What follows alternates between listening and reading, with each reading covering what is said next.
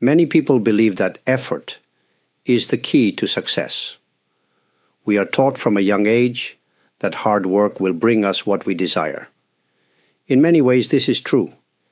If you want to develop a skill, build a career, or deepen your understanding of something, you must put in effort.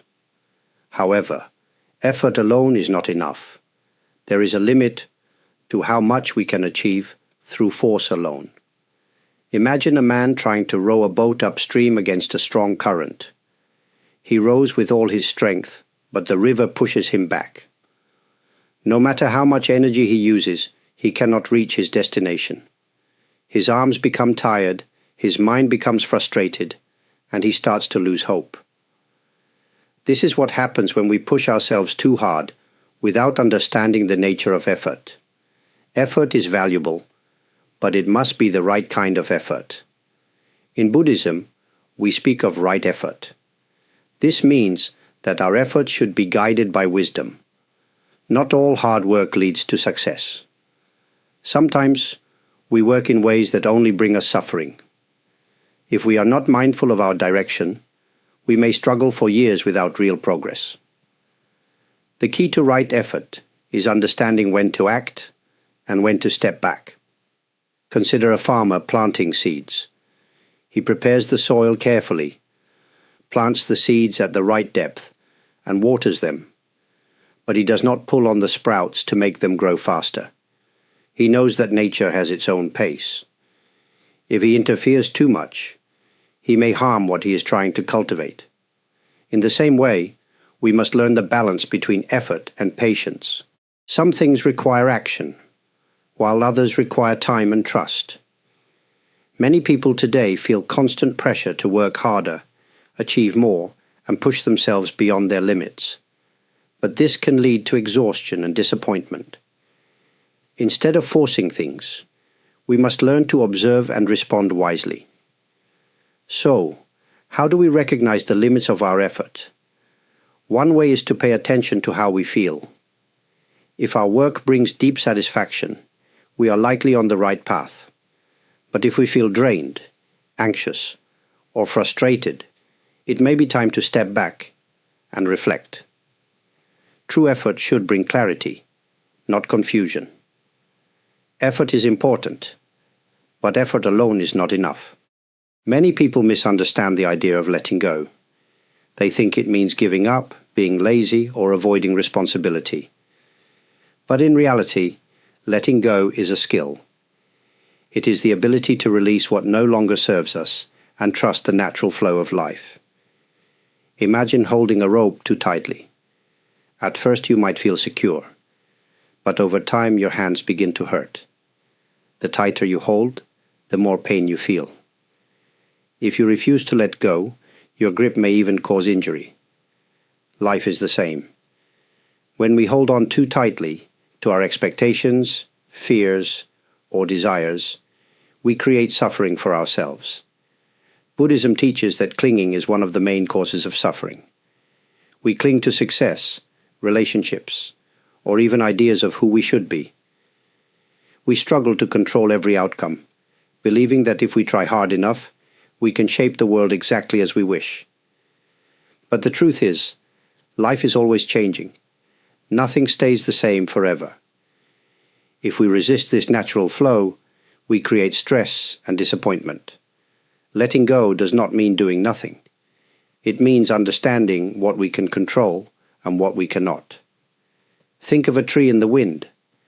A rigid tree may break in a strong storm, but a flexible tree bends and survives. In the same way, when we learn to let go, we become more adaptable, more peaceful, and less afraid of change. Sometimes, the best way to solve a problem is not to push harder, but to step back. Have you ever searched for an answer, only to find it when you stop thinking about it? When the mind relaxes, clarity comes.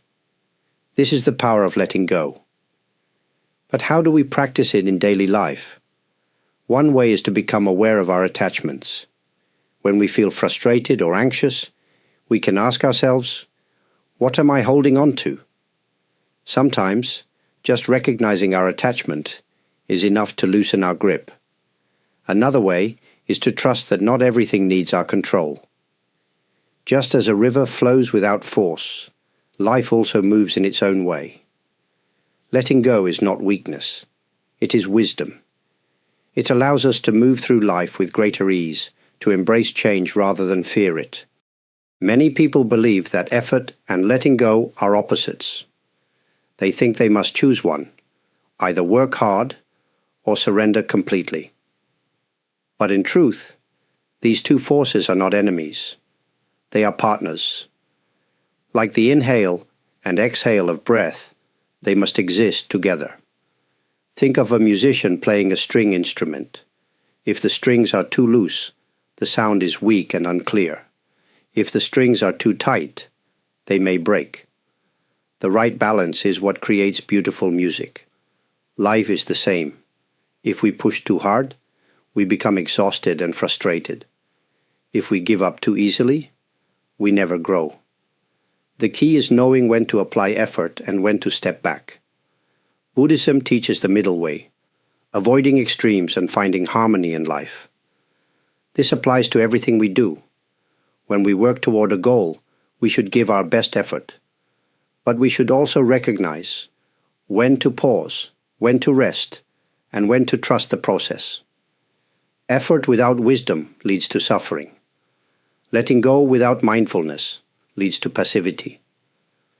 The balance is in between. So how do we practice this balance in daily life? One way is to observe nature. A bird flaps its wings to rise, but glides to move forward. A flower blooms in its own time. It does not rush, yet it does not resist growth. Nature does not struggle against itself. We too can learn from this rhythm. Another way is to check in with ourselves.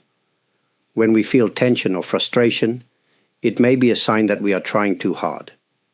When we feel passive or unmotivated, it may be a sign that we need to take action. Learning to listen to ourselves helps us make better choices. In meditation, we also find this balance. We do not force the mind to be quiet, but we also do not let it wander aimlessly. We gently guide it back, over and over, with patience. This is the same approach we can take in life. We work with dedication, but we also trust that things unfold in their own time. When we understand the balance between effort and letting go, life becomes smoother. Challenges still arise, but we learn to meet them with wisdom. We no longer fight against the current, nor do we drift without direction. Instead, we learn to flow with life itself. This is not something we achieve once and forget. It is a lifelong practice. Each day gives us a new chance to find this balance, to walk the middle way, and to live with both purpose and peace. When we understand the balance between effort and letting go, we begin to live with greater ease. Life still brings challenges, but we no longer resist them with frustration. Instead, we respond with wisdom and patience. We learn when to act with full commitment and when to release our grip, trusting that things will unfold as they should. Imagine standing in a river. If you try to stop the water with your hands, it only creates struggle. But if you allow the water to flow around you, you can stand peacefully. This is how life works.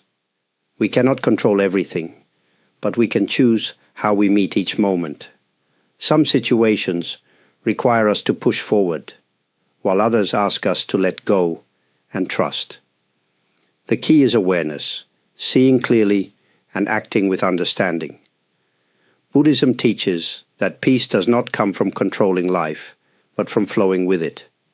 This does not mean we give up on our dreams or responsibilities. It means we engage fully with life, yet remain open to change. When we live in this way, we experience less stress, less fear, and more contentment. This balance is not something we achieve once and keep forever. It is a practice, something we refine every day. Some days we may push too hard and feel exhausted. Other days we may let go too easily and lose focus, But each day gives us a chance to adjust, to find our center again, and to move forward with both effort and ease. As this talk comes to an end, I want to take a moment to express my gratitude. To those of you who have supported this channel, whether by liking the videos, subscribing, leaving thoughtful comments, or even sending super thanks, your kindness means a great deal. Knowing that these words resonate with you brings warmth to my heart. If you found value in this talk, I truly appreciate your support in any form. Your engagement helps this message reach more people who may benefit from it. But most of all, I am grateful simply for your presence here today. May you walk your path with both dedication and grace. May you find balance in your efforts and peace in your letting go. And may each step forward bring you closer to a life of wisdom and harmony.